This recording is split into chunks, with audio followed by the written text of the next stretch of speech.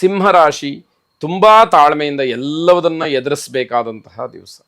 ಹಾಗಾಗಿ ತಾಳ್ಮೆಯ ಪರೀಕ್ಷೆಯ ದಿವಸ ಇದು. ತಾಳ್ಮೆಯನ್ನು ಕಳ್ಕೊಳ್ಬಾರ್ದು.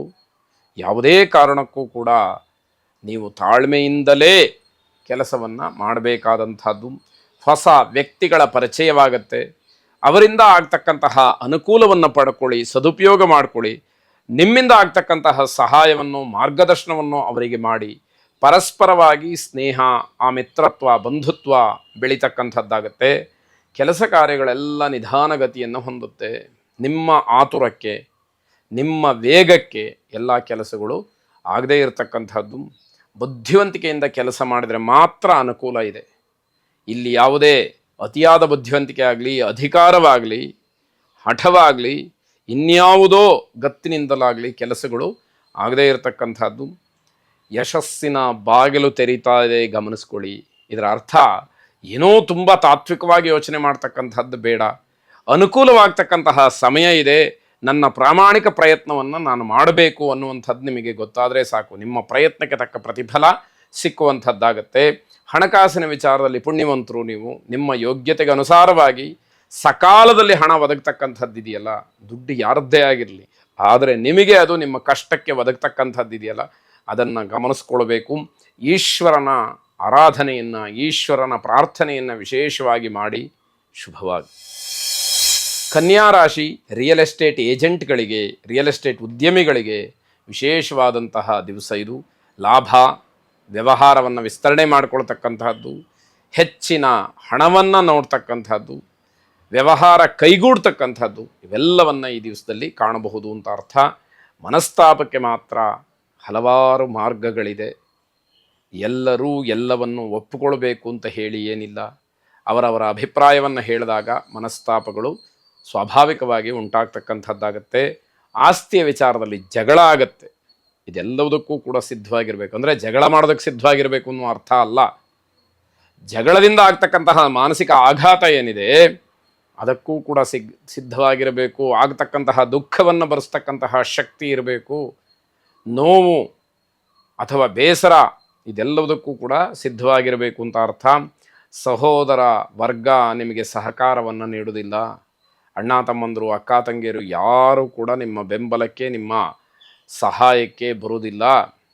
ಅವರಿಂದ ಯಾವುದೇ ರೀತಿಯ ನಿರೀಕ್ಷೆಯನ್ನು ನೀವು ಇಟ್ಟುಕೊಳ್ಳಬಾರ್ದು ಅನ್ನುವಂಥದ್ದು.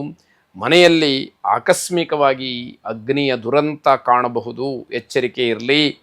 ಸಾಂಸಾರಿಕವಾಗಿ ಅನ್ಯೋನ್ಯತೆಯ ಅಗತ್ಯತೆ ಇದೆ. ಕೌಟುಂಬಿಕವಾಗಿಯೂ ಕೂಡ ನಿಮಗೆ ಸಮಾಧಾನ ಇಲ್ಲದೇ ಇರತಕ್ಕಂಥದ್ದು. ಲಕ್ಷ್ಮೀನಾರಾಯಣ ಹೃದಯ ಸ್ತೋತ್ರವನ್ನು ಶ್ರವಣ ಮಾಡಿ, ಅಥವಾ ನಿಮಗೆ ಅನುಕೂಲ ಇದ್ದರೆ ಯಾರನ್ನಾದರೂ ಕರೆಸಿ ಯೋಗ್ಯರನ್ನು ಪಾರಾಯಣ ಮಾಡಿಸಿ. ಶುಭವಾಗಿ. ತುಲಾರಾಶಿ ಸಮಾಜದಲ್ಲಿ, ವ್ಯವಹಾರದಲ್ಲಿ ನಿಮ್ಮ ಜವಾಬ್ದಾರಿಯುತವಾದಂತಹ ಹೇಳಿಕೆ ಏನಿದೆ ಅದು ಬಹಳ ಮುಖ್ಯವಾಗುತ್ತೆ. ಯಾವ ಮಾತನ್ನು ನೀವು ಗಟ್ಟಿತನದಿಂದ ಆಡ್ತೀರೋ ಅದೇ ಮಾತು ನಿಲ್ಲುವಂಥದ್ದಾಗತ್ತೆ. ಆ ಮಾತಿಗೆ ಬೆಲೆ ಸಿಕ್ಕುವಂಥದ್ದಾಗತ್ತೆ. ಹಾಗಾಗಿ ಮಾತಿನ ಬಗ್ಗೆ, ಜವಾಬ್ದಾರಿಯುತವಾದಂತಹ ಸ್ಥಾನದ ಬಗ್ಗೆ ನಿಮಗೆ ಪರಿಪೂರ್ಣವಾದಂತಹ ಅರಿವಿರಬೇಕಾಗತ್ತೆ. ಯಾವ ಸ್ಥಾನದಲ್ಲಿ, ಯಾರ ಜೊತೆಯಲ್ಲಿ, ಹೇಗೆ ಮಾತಾಡ್ತಾ ಇದ್ದೀನಿ ಅನ್ನುವಂಥದ್ರ ಪೂರ್ಣ ಗಮನ ನಿಮ್ಮ ಮೇಲಿರಬೇಕಾಗತ್ತೆ ಅಂತ ಅರ್ಥ. ವ್ಯಾವಹಾರಿಕವಾಗಿ ಸಾಲದ ಚಿಂತನೆ ಬರುತ್ತೆ, ಮತ್ತೆ ಅದನ್ನು ತೀರಿಸ್ತಕ್ಕಂತಹ ಯೋಜನೆಗಳೂ ಕೂಡ ನಿಮ್ಮ ಮುಂದೆ ಇರುವಂಥದ್ದಾಗತ್ತೆ. ವಾಹನ ಖರೀದಿಗೆ ಚಿಂತನೆಯನ್ನು ಮಾಡ್ತೀರಿ. ಹೊಸ ವಾಹನ, ಒಮ್ಮೆ ಒಬ್ಬ ವ್ಯಕ್ತಿ ಉಪಯೋಗ ಮಾಡಿದಂತಹ ವಾಹನ ನಿಮಗೆ ಆಗಿ ಬರುವುದಿಲ್ಲ. ಆ ರೀತಿಯ ಸಂದರ್ಭಗಳಿದ್ದರೆ ಅದು ನಿಮಗೆ ಸಮಸ್ಯೆಯನ್ನು ಹುಟ್ಟುಹಾಕುವಂಥದ್ದಾಗಬಹುದು. ಅಂದುಕೊಂಡಂತಹ ಕೆಲಸವನ್ನು ಪೂರ್ಣ ಮಾಡೋದರಲ್ಲಿ ಜಯಶೀಲರಾಗ್ತೀರಿ. ಆ ಕೆಲಸ ಆಗಲೇಬೇಕು ಅಂತಕ್ಕಂತಹ ಹಠ ಛಲ ಏನಿದೆ ಅದು ನಿಮ್ಮನ್ನು ಕೈ ಹಿಡಿತಕ್ಕಂಥದ್ದಾಗತ್ತೆ. ಮನೆಯವರ ಸಂಪೂರ್ಣ ಸಹಕಾರ ಇದೆ. ಹಾಗಾಗಿ ನೀವು ಒಂದಷ್ಟು ಕೆಲಸಗಳಲ್ಲಿ ಜಯಶೀಲರಾಗೋದಕ್ಕೆ ಅದು ಮುಖ್ಯ ಕಾರಣ ಅಂತ ಹೇಳಿ ಭಾವಿಸಬೇಕು. ಶಿವಾರಾಧನೆಯನ್ನು ಮಾಡಿ. ಶುಭವಾಗಿ. ವೃಶ್ಚಿಕ ರಾಶಿ ಸುಖಕ್ಕೆ ಧಕ್ಕೆ ಉಂಟಾಗ್ತಕ್ಕಂಥದ್ದು. ಅಂದರೆ ಏನೋ ಒಂದು ಸಂತೋಷ ಪಡಬೇಕು, ಒಂದು ಸುಖ ಪಡಬೇಕು ಅಂತಂದರೆ ಅದಕ್ಕೆ ಏನೋ ಒಂದು ಅಡ್ಡಿ. ಯಾವುದೋ ಒಂದು ಕೆಲಸವನ್ನು ಮಾಡಿ ಅದರಿಂದ ಸಂತೋಷವಾಗಿ ನೀವಿರಬೇಕು ಅನ್ನುವಷ್ಟರ ಮಟ್ಟಿಗೆ, ಅಥವಾ ಇರಬೇಕು ಅನ್ನುವಷ್ಟು ಅಂತ ಸಮಯದಲ್ಲಿ ನಿಮಗೆ ಏನೋ ಸಮಸ್ಯೆಗಳು ಅಥವಾ ಏನೋ ಅಡ್ಡಿಗಳು ಕಾಣ್ತಕ್ಕಂಥದ್ದಾಗತ್ತೆ. ಮಿತ್ರರಿಂದ ಸಹಾಯ ಹಸ್ತ ಸಿಕ್ಕಬಹುದು. ಅದನ್ನು ಒಳ್ಳೆಯ ಕಾರ್ಯಕ್ಕೆ, ಒಳ್ಳೆಯ ವಿಚಾರಕ್ಕೆ ವಿನಿಯೋಗ ಮಾಡಿಕೊಳ್ಳಿ. ಇಲ್ಲದೇ ಇದ್ದರೆ ಮತ್ತೆ ಅದು ಅಪಾರ್ಥಕ್ಕೆ ಎಡೆಯಾಗತ್ತೆ.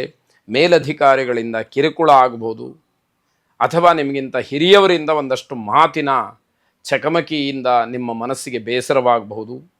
ವಿವಾಹ ವಿಚಾರಕ್ಕೆ ಅಡ್ಡಿಯಾಗಬಹುದು. ಮದುವೆ ವಿಷಯದಲ್ಲಿ ಒಂದಷ್ಟು ಸಮಸ್ಯೆಗಳು ನಿಮಗೆ ಕಾಡುವಂಥದ್ದಿರುತ್ತೆ. ಮನೆಯಲ್ಲಿ ಹೊಂದಾಣಿಕೆ ಇರೋದಿಲ್ಲ, ಒಬ್ಬರ ಮಾತು ಒಬ್ಬರಿಗೆ ಆಗದೇ ಇರತಕ್ಕಂಥದ್ದು ಬೇಸರಕ್ಕೆ ಕಾರಣವಾಗುತ್ತೆ.